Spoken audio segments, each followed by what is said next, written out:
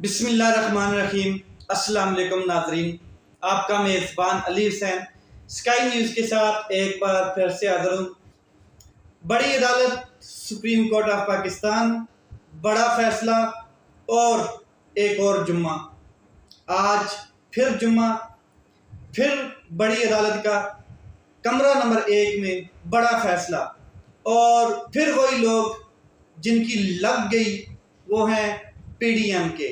یہ جمعہ جو ہے یہ پی ڈی ایم کی صحت کے لیے بڑا خطرناک ثابت ہوتا ہے۔ ویسے تو جمعے کا دن بڑا برکتوں والا ہوتا ہے اور بڑا مبارک دن ہے، لیکن نون لیگ کے لیے عدالتی نظام سے یہ جمعے کا دن بڑا اور بڑے بڑے فیصلے اس میں آئے ہیں۔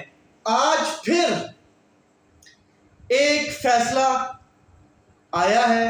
وہ فیصلہ کیا ہے؟ اس میں بڑے بڑوں کی کامپیں ٹانگ گئی ہیں اور بڑے بڑوں کی لگ گئی ہے۔ فیصلہ میں آپ کو بتاتا ہوں، پہلے میں تھوڑا سا حوالہ دے دوں کہ یہ معاملہ کیا تھا۔ فیصلہ بھی نیب ترامیم کے حوالے سے آیا ہے، اور یہ نیب ترامیم پی ڈی ایم نے پچھلے یہ جو 16 ماہ انہوں نے گزارے ہیں، جیسے ہی حکومت میں آئے یہ مراسلہ حکومت والے، تو انہوں نے اپنے آپ کو این آر او دینے کے لیے نیب ترامیم کی، جس کو اوورال اگر دیکھا جائے تو این آر او 2 بھی کہا جاتا ہے، کہ جو انہوں نے اپنے آپ کو دیا، اپنے ذات کو دیا، اپنی مفادات کے لیے انہوں نے وہ ترامیم کی، نیب کی۔ تو 14 پارٹیز پی ڈی ایم کی نیب کے دانت کھٹے کرتی ہیں، نیب کے پر کاٹ دیتی ہیں، اور نیب کی جو کیا کہتے ہیں رفتار ہے اس میں بیڑیاں ڈال دیتی ہیں، نیب کی کاموں کو قید کر دیتی ہیں، اور خود کو ہر قسم کا بڑا ریلیف دے دیتی ہیں۔ اس میں نیب ترامیم کی گئی، جو نیب پہلے تھی وہ سارے دانت کھٹے کر دیے گئے، پر کاٹ دیے گئے، اور اپنے حساب سے ترامیم کر کے نیب کو کیا کہتے ہیں بالکل سکیڑ دیا گیا، اپنے کیسز کو معاف کروایا گیا۔ اور سب سے بڑی بات، جتنے یہ 14 مرکباتی لوگ تھے، 14 نمونے ایک پارٹیز کے، تمام جتنے نمونے اکٹھے ہوئے تھے 14 پارٹیوں میں سے، تمام لوگوں نے اپنے کیسز سامنے رکھے، بڑے بڑے ہائی آفیشیل لیول کے کیسز اپنے سامنے رکھے جو نیب میں چل رہے تھے، اربوں کیسز، اربوں روپے کے کیسز، ان کو سامنے رکھا جاتا ہے، پھر لیگل ٹیم بٹھائی جاتی ہے، بڑے ماہر قوانین بٹھائے جاتے ہیں، اور اس کے اوپر فیصلہ کیا جاتا ہے کہ نیب میں ترامیم کی جائیں، اور پھر نیب میں ترامیم کے لیے قانون سازی کی جاتی ہے۔ قانون سازی فوراً اس طریقے سے پاس کروائی جاتی ہے، اتنی سپیڈ سے پاس کروائی جاتی ہے اسمبلی سے، کہ جس میں جو اسمبلی کا پروسیجر ہے اس کو بھی فالو نہیں کیا جاتا ہے۔ اس ترمیم کو عمران خان صاحب نے چیلنج کر دیا سپریم کورٹ آف پاکستان میں۔ سپریم کورٹ آف پاکستان میں چیلنج کرنے کے بعد 53 ہیئرنگز ہوتی ہیں، جس کے اوپر جا کے فیصلہ محفوظ ہو جاتا ہے۔ تو آج یعنی کہ جب 53 ہیئرنگز ہوتی ہیں تو اس سے پہلے ایک بینچ بنایا جاتا ہے، چیف جسٹس عمر عطا بندیال صاحب کی سربراہی میں، جس میں 2 ممبر اور ہوتے ہیں، یعنی کہ 3 رکنی ٹوٹل بینچ ہوتا ہے، جسٹس اعجاز الحسن صاحب اور جسٹس منصور علی شاہ۔ یہ 3 جج مل کر اس کے اوپر ہیئرنگز کرتے ہیں، تقریباً 53 کے قریب ہیئرنگ ہوتی ہیں، اور فیصلہ محفوظ کر لیا جاتا ہے۔ وہ فیصلہ کیا ہے وہ اب میں آپ کو سنانے جا رہا ہوں، لیکن اس سے پہلے میں آپ کو بتا دوں کہ اس فیصلے میں جو ایک اختلافی نوٹ آیا ایک جسٹس صاحب کا، وہ بھی میں آپ کو بتا دوں کہ منصور علی شاہ صاحب اس فیصلے سے اختلاف کر گئے، اور انہوں نے اپنا اختلافی نوٹ ساتھ دیا، اور انہوں نے کہا کہ مجھے یہ فیصلہ منظور نہیں ہے۔ وجہ کیا تھی؟ وہ چاہتے تھے کہ جو پریکٹس اینڈ پروسیجر بل ہے یا ایکٹ ہے، اس کے اوپر جو ابھی تک فیصلہ نہیں آیا وہ آ جاتا، تو اس کے بعد یہ معاملے سارے چلتے رہتے، 184 کے جتنے بھی کیسز ہیں یا 183 کے جتنے کیسز ہیں، یہ اس کے بعد چلتے رہتے اگر اس کے اوپر فیصلہ آ جاتا۔ لیکن خیر ایک فیصلہ دے دیا گیا، شارٹ آرڈر جاری کیا گیا چیف جسٹس عمر عطا بندیال صاحب کی جانب سے۔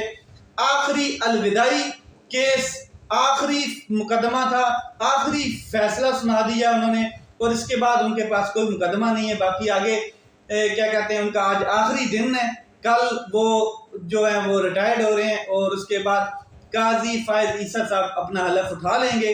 تو اب آتے ہیں جو سپریم کورٹ آف پاکستان نے کبوتر سارے لائن میں لگا دیے ہیں اور دوبارہ اب وہ اپنے کیسز کی جانب گامزن ہے۔ فیصلہ جو ہے سپریم کورٹ آف پاکستان کا وہ 3 ممبر بینچ تھا، جس میں سے ایک نے اختلاف کیا اور 2-1 سے فیصلہ آیا ہے۔ 2-1 سے فیصلہ یعنی کہ 2-1 سے فیصلہ اکثریتی فیصلہ ہے۔ فیصلہ کیا دیا گیا ہے وہ آپ ذرا سنیں۔ عمران خان صاحب کی درخواست ترمیم کے حوالے سے، جو نیب ترمیم تھی اس کے حوالے سے قابل سماعت قرار دے دی گئی۔ یہ فیصلے کی کیا کہتے ہیں، آج جو فیصلہ تھا اس میں یہ واضح کیٹیگوریکل بتا دیا گیا کہ عمران خان صاحب بالکل ان کا موقف ٹھیک تھا کہ یہ NRO2 ہی دیا گیا تمام بڑے لوگوں کو۔ تو انہوں نے بالکل واضح کہا کہ جو درخواست ہے اس کو قابل سماعت قرار دیا جاتا ہے۔ ترمیم کے حوالے سے ایک شک تھی، اس میں 50 کروڑ روپیز یعنی کہ 500 ملین جو ہیں ان تک جو دائرہ کار ہے، اس کی جو انویسٹیگیشن کا دائرہ کار ہے یا وہ کیس جو ہے 500 ملین تک کا، وہ نیب کے دائرہ اختیار میں نہیں ہوگا، وہ نیب اس میں پوچھ گچھ نہیں کر پائے گی۔ تو اس کو بھی سپریم کورٹ آف پاکستان نے کالعدم قرار دے دیا ہے۔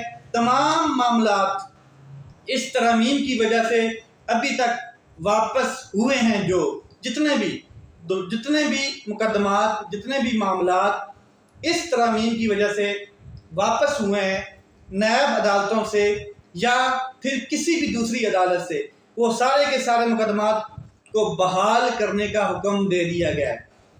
اب میں آپ کو بتاتا ہوں اس میں شکنجے میں کون کون آ رہا ہے۔ توشہ خانہ کے کیسز نواز شریف صاحب اور شہباز شریف صاحب دونوں، زرداری صاحب، مولانا فضل الرحمان صاحب، جس نے توشہ خانہ سے یہ کیا کہتے ہیں ہاتھ صاف کیا ہے، وہ اب اس کے شکنجے میں آ رہے ہیں۔ شہباز شریف صاحب کے علاوہ ان کے بیٹے سلمان شہباز اور حمزہ شہباز، یہ بھی اب اس کے شکنجے میں آ گئے۔ اومنی گروپ کا جو ایک کیس چل رہا تھا، جعلی اکاؤنٹس والا کیس تھا، اس میں آصف علی زرداری صاحب کو نیب نے بلایا ہوا تھا اور وہ کیس چل رہا تھا، وہ بھی آ گئے اس کے شکنجے میں۔ اس کے علاوہ مریم بی بی بھی آ گئی شکنجے میں۔ راجہ پرویز اشرف رینٹل پاور کیس، وہ بھی پھنس گئے دوبارہ، کیونکہ نئے سرے سے کیس اب یہ دوبارہ چلے گا۔ شاہد خاقان عباسی LNG میں پھنس گئے۔